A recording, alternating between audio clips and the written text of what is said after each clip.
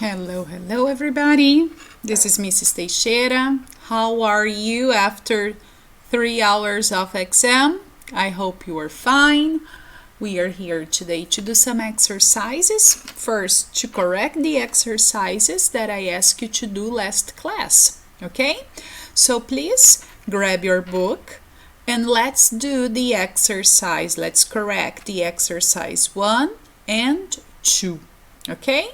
So exercise 1, you need to rewrite the sentences using even. The new sentence should be shorter than the original one. Let's remember, guys, I use even when I have two sentences and I'm going to rewrite this sentence using even. I'm going to use the even to give emphasis in my sentence. Okay, to emphasize the most important part of my sentence. So check. We had a great holiday in Wales. The weather was good, which we weren't expecting. Even the weather was good. Okay? No one replied to my email. Sarah always replies to emails, but she didn't reply either. So how can I write this sentence? I'm going to give emphasis. I'm going to emphasize this part of my sentence. No one replied my email, even Sarah, who always replied. Yeah, with always replies. Good. This smartphone is so simple. Small children can use it and they normally don't understand complicated technology. So this part of my sentence is the one that I want to change. This smartphone is so simple. Even small children can use it. Yeah? Até mesmo as crianças conseguem usar. In the future, invisibility clocks will be common. They will be invisibility clocks for animals, which seems a surprising idea.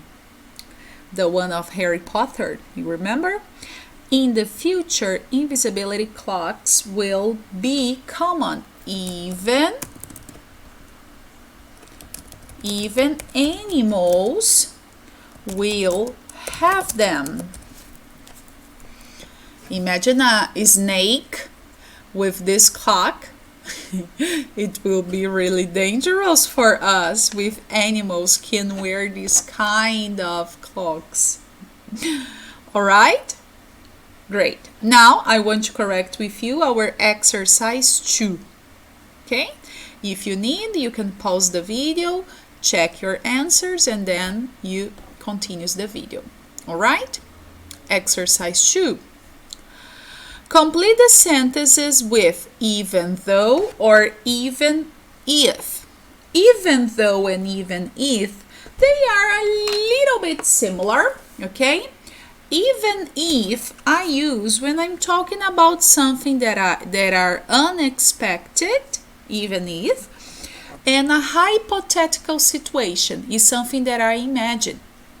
Yes, even though we are talking about something that is unexpected, but I'm talking about a real situation.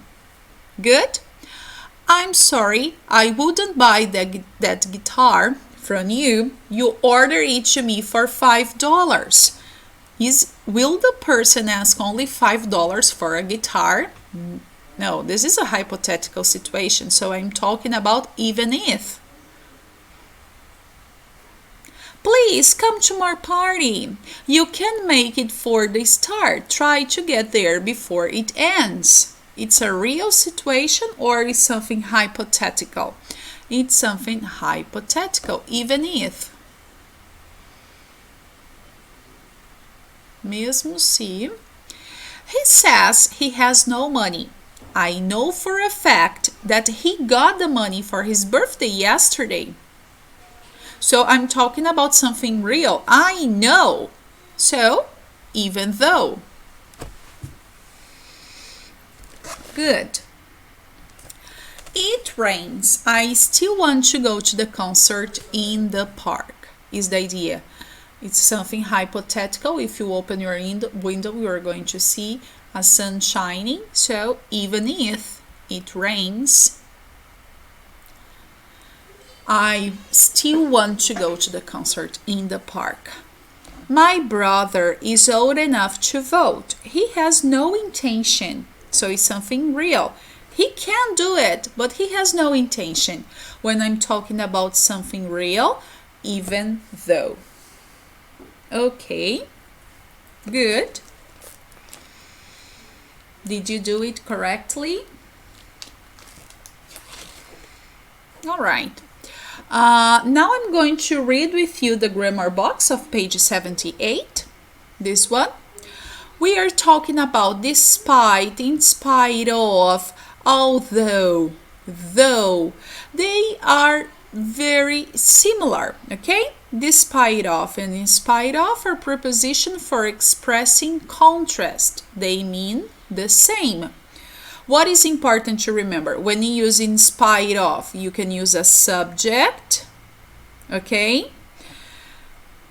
Or a verb with ing.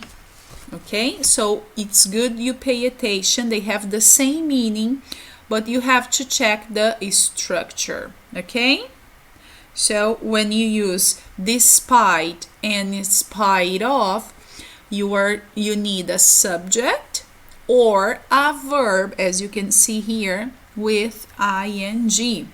Okay, good. Let's continue. If you don't remember, the meaning of them is like apesar de, yes, embora, although, though, despite, in spite of the fact are conjunctions for expressing contrast, okay? They are the same. What you have to pay attention, though is not so formal as although. I can say that though is for informal conversation, yeah? And when you use despite and in spite of the fact that, okay, we always need subject and then the verb. You need to take care of the structure too. Although, subject and verb. Though, subject and verb. In spite of that fact, despite of the fact, subject and my verb. Okay? But the meaning is the same. Contrast, embora, apesar de, né? And all the ideas of contrast. Now, I want to do with you exercise 4. Exercise 4, you choose which conjunction would you like to add in your sentence and also the end. I like this band very much. Though I don't like samba, but I like this band. Yes? Although I don't like samba, I like this band.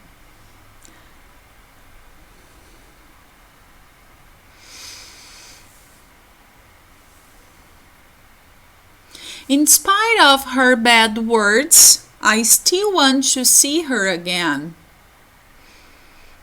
Just to practice. My grandparents have been very generous.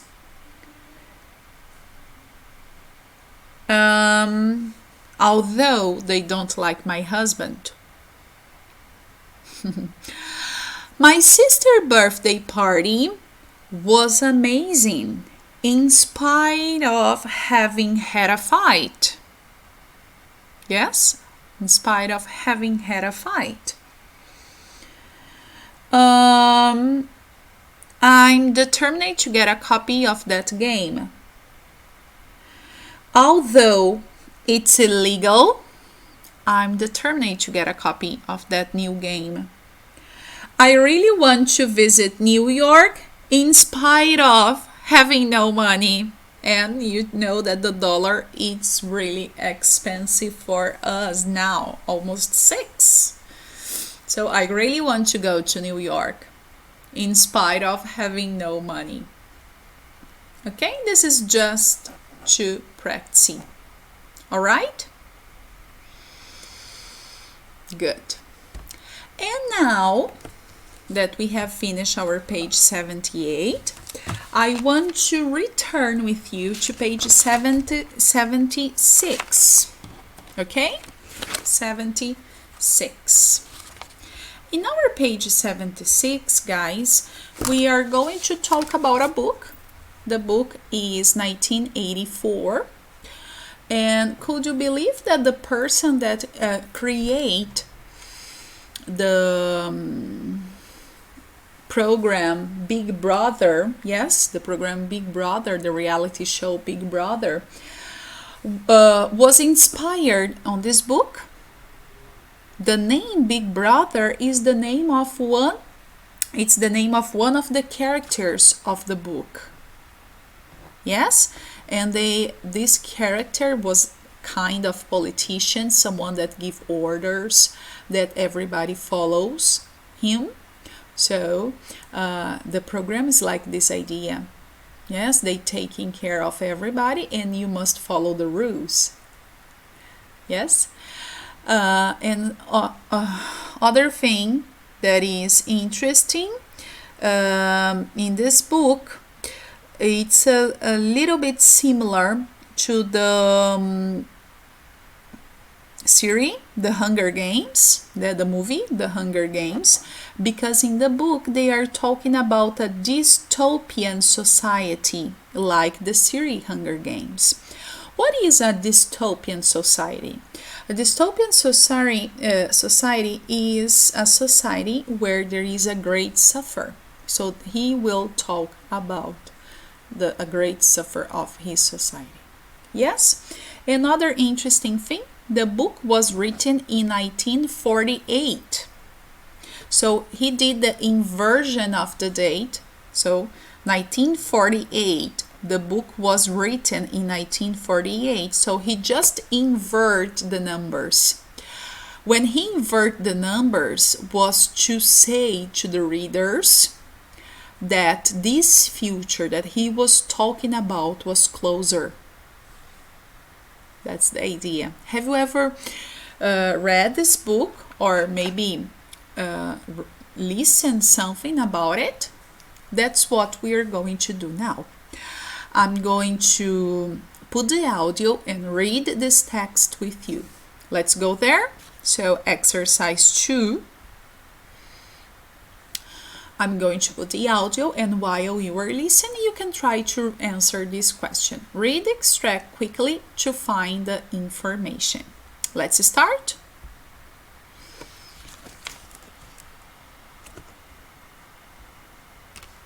It was a bright, cold day in April, and the clocks were striking 13.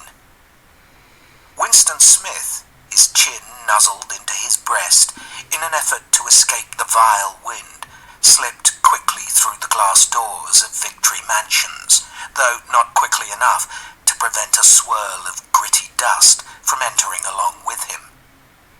The hallway smelt of boiled cabbage and old rag mats. At one end of it, a coloured poster, too large for indoor display, had been tacked to the wall. It depicted simply an enormous face, more than a metre wide.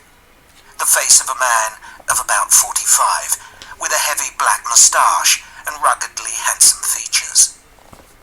Winston made for the stairs. It was no use trying the lift. Even at the best of times, it was seldom working, and at present the electric current was cut off during daylight hours. It was part of the economy drive in preparation for Hate Week.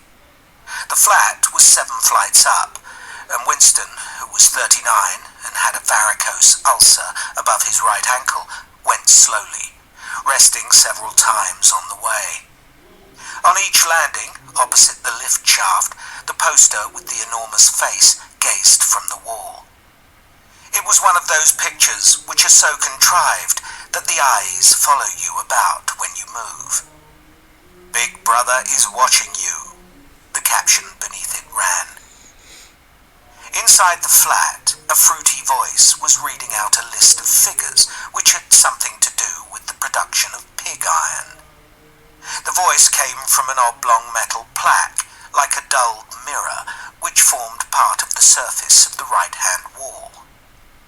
Winston turned a switch, and the voice sank somewhat, though the words were still distinguishable. The instrument, the telescreen it was called, could be dimmed, but there was no way of shutting it off completely. He moved over to the window, a smallish, frail figure, the meagreness of his body merely emphasized by the blue overalls, which were the uniform of the party. His hair was very fair, his face naturally sanguine, his skin roughened by coarse soap and blunt razor blades, and the cold of the winter that had just ended. Outside, even through the shut window pane, the world looked cold. Down in the street, little eddies of wind were whirling dust and torn paper into spirals, and though the sun was shining and the sky a harsh blue, there seemed to be no colour in anything, except the posters that were plastered everywhere. The black mustachioed face gazed down from every commanding corner. There was one on the house front immediately opposite. Big Brother is watching you, the caption said, while the dark eyes looked deep into Winston's own. Down at street level, another poster, torn at one corner, flapped fitfully in the wind, alternately covering and uncovering the single word, Ingsoc. In the far distance, a helicopter skimmed down between the roofs, hovered for an instant like a blue bottle, and darted away again with a curving flight. It was the police patrol, snooping into people's windows. The patrols did not matter, however. Only the thought police mattered. Behind Winston's back, the voice from the telescreen was still babbling away about pig iron and the over-fulfillment of the 9th three-year plan.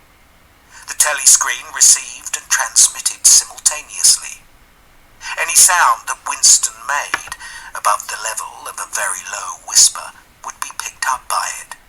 Moreover, so long as he remained within the field of vision which the metal plaque commanded, he could be seen as well as heard. There was, of course, no way of knowing whether you were being watched at any given moment. How often, or on what system, the thought police plugged in on any individual wire was guesswork. It was even conceivable that they watched everybody all the time. But at any rate, they could plug in your wire whenever they wanted to. You had to live, did live, from habit that became instinct, in the assumption that every sound you made was overheard, and except in darkness, every movement scrutinized. Okay, so everything that the people did in this future was scrutinized, was analyzed for cameras. Okay, when they said the Big Brother is watching you, remember that we are talking about a person. Yeah, but now we have the TV program, so we can relate it with it. So the time of the day was 13. The name of the building where the central character lives, it was Victory Mansion. Good. The central character age, the character was 39. The name of the machine where the voice came from, it was the telescreen.